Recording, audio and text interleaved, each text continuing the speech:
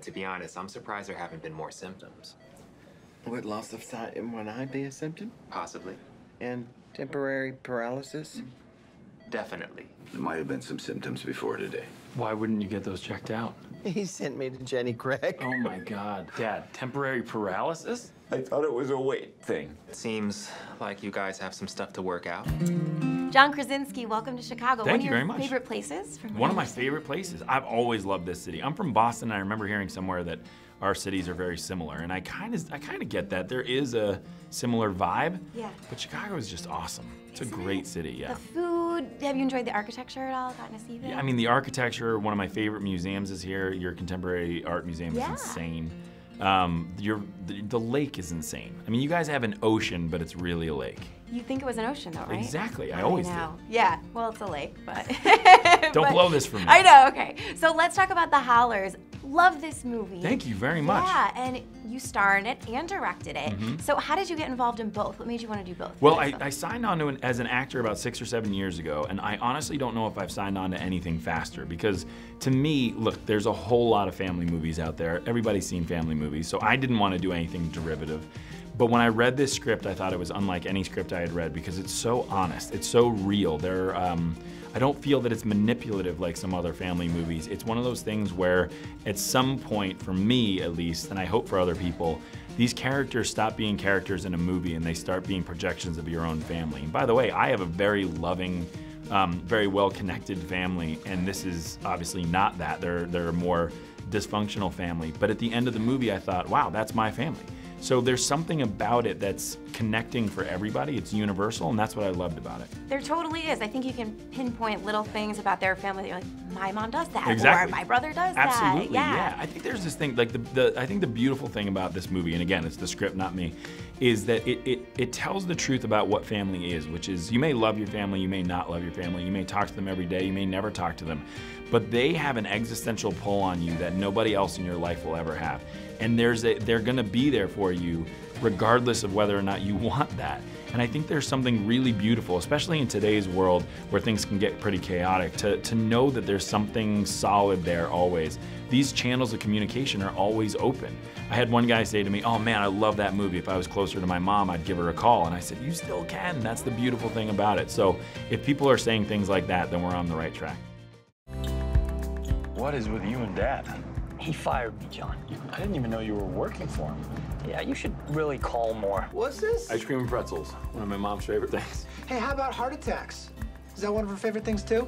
You have a problem with me? Why does your mom's nurse hate you? He's married to Gwen. Gwen, you're Gwen. Wow, you look beautiful.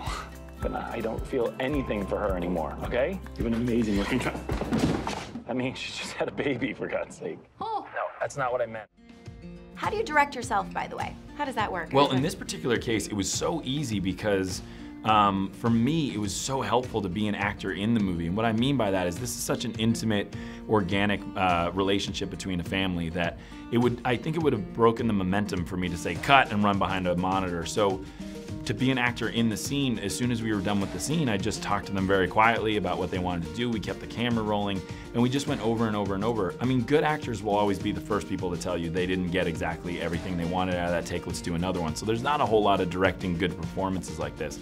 But what there is we maintained sort of a little bubble that we were in, and it was more like a play. So as long as the cameras were in the right place, I was doing my job. Now, is it true too, I hear you're a crier? Oh, yeah. This movie made me cry quite a bit. So yes. Did it make you cry at all? Oh, when I read the script, I cried. Really? It was, yeah. I'm not afraid to admit I cry at the drop of a I hat. love it. But at the same time, I think this one is so powerful. I think that, again, it's honest. I have to give so much credit to Margot Martindale because when I decided to direct it, not just be an actor, my first call was to her, and I gotta be honest, had she not said yes, I probably wouldn't have directed this movie because that's who this movie should be with. And I think that she's the centerpiece of the movie, she's the centerpiece of this family, and to me, I was so lucky to have her do it because of the performances she gives without giving anything away. There are emotional beats in this movie that even reading them on paper, I knew they would be very special.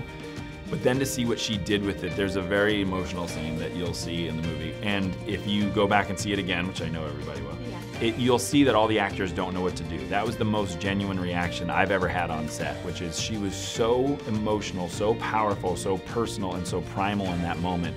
That wasn't acting. She was really living through a moment for us, and that's just not something you get every day. That's a true pro.